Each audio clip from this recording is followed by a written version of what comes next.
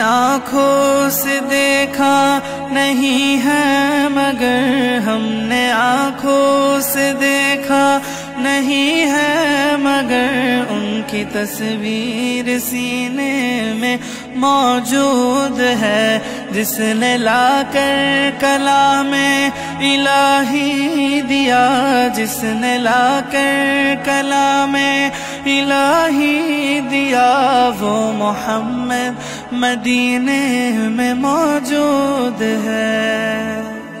फूल खिलते हैं बड़ बड़ के सल्ले अला, फूल खिलते हैं बड़ बड़ के सल्ले अला, झूम कर कह रही है ये बाग़े सबा ऐसी खुशबू चमन की। আজকের আয়োজনটা বেসিক্যালি তাহা জিনুরাইন ইসলামিক অনলাইন মাদ্রাসার ব্যবস্থাপনায় সিরাত প্রতিযোগিতা এবং সিরাতুন নবী সাল্লাল্লাহু আলাইহি ওয়াসাল্লামের কুইজ কন্টেস্ট দুটোর প্রাইজ গিভিং সেরিমনি। এখানে আমরা মোট প্রায় 17,000 স্টুডেন্ট আমাদের এই মাদ্রাসায় পড়াশোনা করেছেন এবং করছেন আলহামদুলিল্লাহ। এর মধ্য থেকে আমরা সিরাত কোর্সের মধ্যে প্রায় 3 থেকে 4 হাজার রেজিস্ট্রেশন পেয়েছিলাম। তারা কয়েকটা ধাপে পরীক্ষা দিয়ে সেরা 100, সেরা 50, সেরা 20 এভাবে আমরা সেরা 10 নির্ধারণ করেছি আলহামদুলিল্লাহ। এবং সেই সেরা 10-এর প্রথম 3 জনের জন্য থাকছে উমরা বাইতুল্লাহ জিয়ারতের প্যাকেজ ইনশাআল্লাহ তাআলা। আরেকটা বিষয় জানিয়ে রাখি, সেই 3 জন হচ্ছেন আমাদের দ্বীনি বোন, মাশাআল্লাহ। 3 জন ফার্স্ট সেকেন্ড থার্ড 3 জনই হয়েছেন দ্বীনি বোন। তো এখানে আমাদের বোনদের ব্যবস্থাও আছে, তারা ইনশাআল্লাহ শুনছেন। এছাড়া কুইজের ব্যবস্থা ছিল।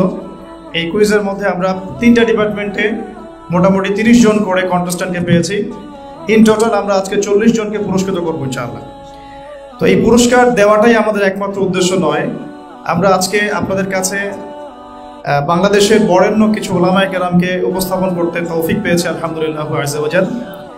এবং আমি চাচ্ছি এই 2টা থেকে 6টা 6:30 পর্যন্ত আপনাদের এই যে সময়টা, এই সময়টা আপনারা পুরো সিরাতুন নবী সাল্লাল্লাহু আলাইহি ওয়াসাল্লাম এই সিরাতটাকে আপনারা গল্পে গল্পে বিভিন্ন ওলামায়ে কেরামের মুখ থেকে শুনবেন ইনশাআল্লাহ। এক একজন আলেম এক একটা টপিকে আপনাদেরকে স্পিচ দিবেন ইনশাআল্লাহ। তো প্রিয় ভাই ও বোনেরা, আপনারা এখন আমাদের বরেণ্য ওলামায়ে কেরামদের মুখ থেকে সাবজেক্ট ওয়াইজ গল্পে গল্পে নবী সাল্লাল্লাহু আলাইহি ওয়াসাল্লামের পুরো জীবনীটা শুনবেন ইনশাআল্লাহ। তো আমি বিশেষ করে আপনাদেরকে বলবো রাসূল করিম সাল্লাল্লাহু আলাইহি ওয়াসাল্লামের সিরাতের কিতাব, ওই যে ইমাম ইবনে হিশাম রাহিমাহুল্লাহ প্রথম সিরাত ইবনে হিশাম লিখেছেন, তারপর এমন কোনো শতাব্দী নাই, এমন কোনো যুগ নাই বড় বড় বড় বড় বড় বড় সিরাতের কিতাব লেখা হয় নাই। মাওলানা সৈয়দ আবুল হাসান নদভী রাহিমাহুল্লাহ বলেছিলেন যে আমাকে যদি বলা হয় যে আপনি জেলে যাবেন, কোরআন শরীফ ছাড়া 2টা বই নিতে পারবেন, উনি বলেছেন আমি 2টা বই নিব, একটা হলো আল হেদায়া আর আরেকটা হলো ইমাম ইবনে কাইয়িম আল জাওজিয়া রাহিমাহুল্লাহ লেখা সিরাতুল কিতাব জাদুল মাআদ।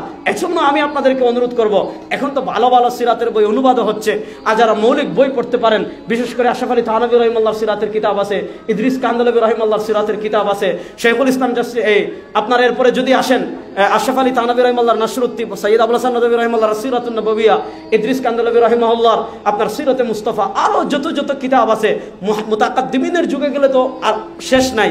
আমরা প্রত্যেকেই অন্তত নিয়ত করি এই রমাদানে কমসে কম একটা হলো নবী করিম সাল্লাল্লাহু আলাইহি ওয়াসাল্লামের সিরাত পড়ব। লোকে আমায় পাগল বলে,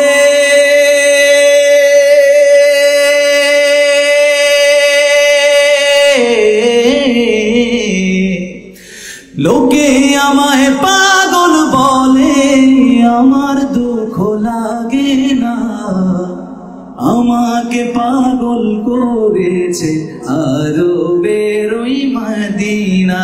শুধু ওকে শোনার জন্য একটু আপনারা গাইবেন সবাই একসাথে চিল্লায় চিল্লায়। লোকে আমায় পাগল বলে, লোকে আমায় পাগল বলে, আমার দুঃখ লাগে না, আমাকে পাগল করেছে আরো বেরোই মদিনা, আমাকে পাগল করেছে।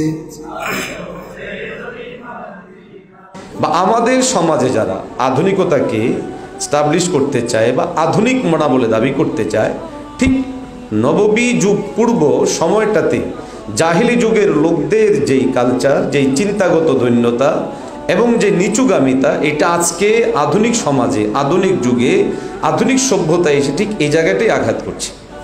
এই জন্য আপনি আমি যদি ইউরোপের দিকে তাকাই, পশ্চিমে তাকাই, অথবা তাদের আদলে যারা গড়ে উঠছে তাদের দিকে তাকাই, এদের আঘাতটা প্রথমত পোশাকের মধ্যে।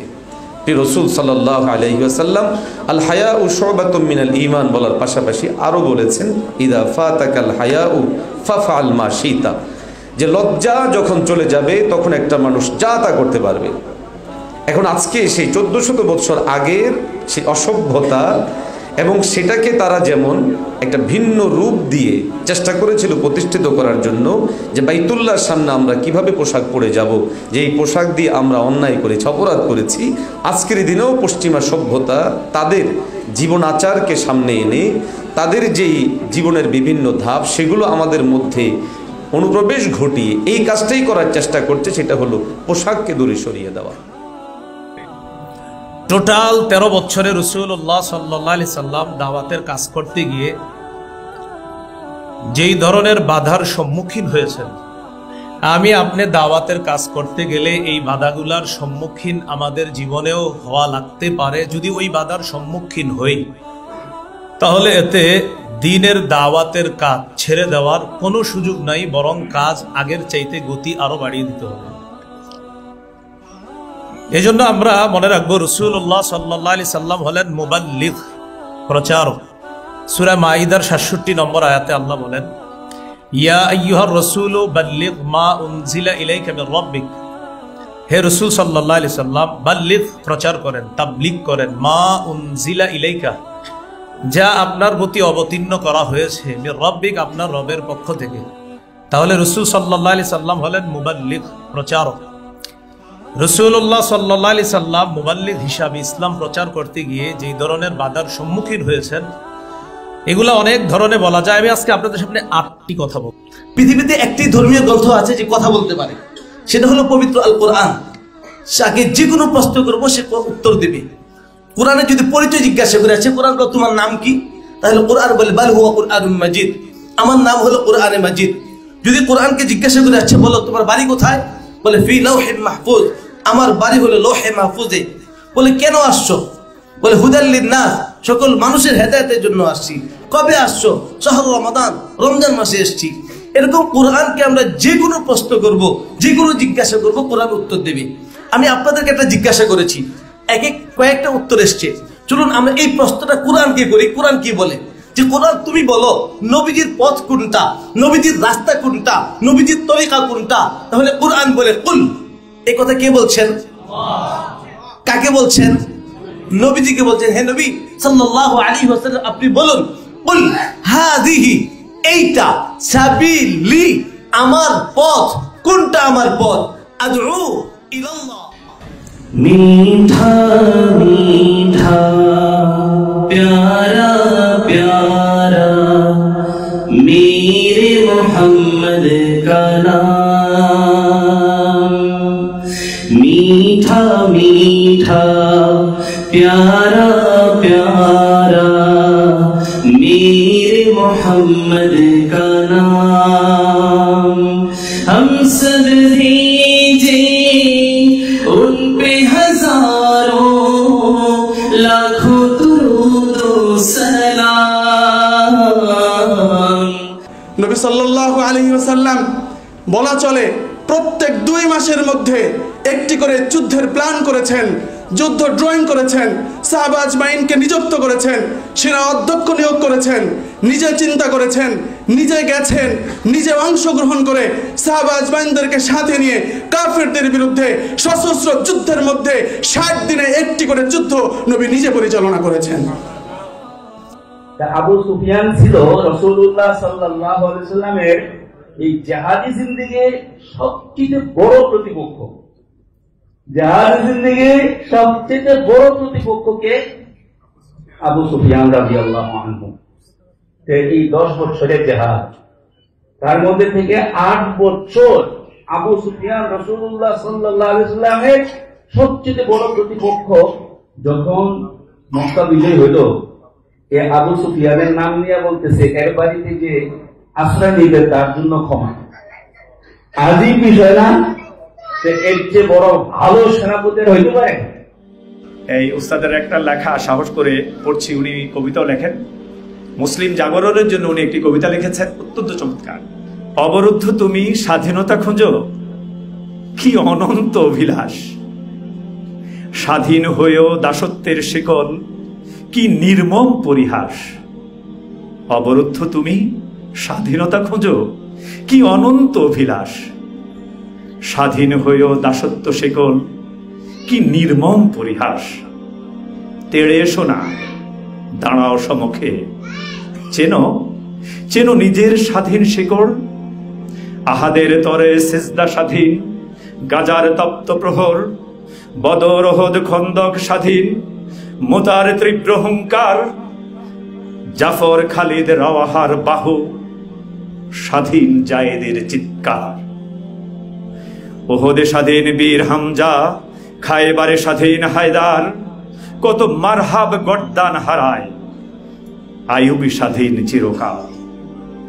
জাফর তালহা খালিদের দেহ হাজারো আঘাতে ক্ষত বিক্ষত, জাফর তালহা খালিদের দেহ হাজারো আঘাতে ক্ষত বিক্ষত।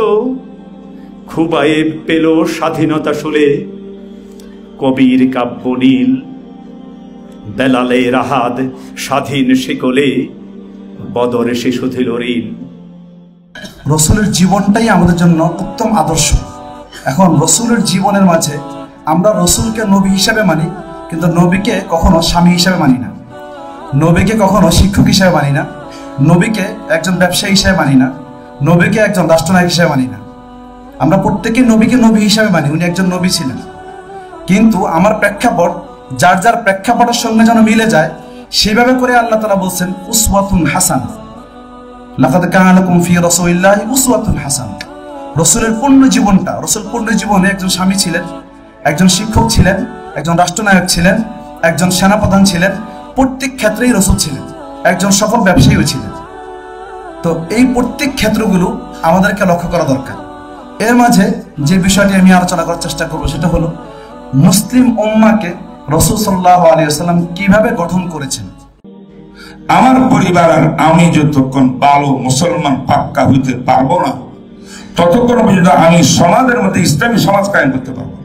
যদি কেউ ব্যক্তিগত পারিবারিক ভাবে যদি পাক্কা মুসলমান না হইয়া ইসলামের আকীদায় ত্রুটি, আমলে ত্রুটি, আখলাক চরিত্রে শিষ্টাচারে ত্রুটি বিচ্যুতি রাখিয়া আমি হাজার চেষ্টা করি আন্দোলনের মাধ্যমে, রাজনীতির মাধ্যমে, বিপ্লবের মাধ্যমে আল্লাহর জমিনে ইসলামী হুকুমত কায়েম করব, কঠিন কালেও হবে না।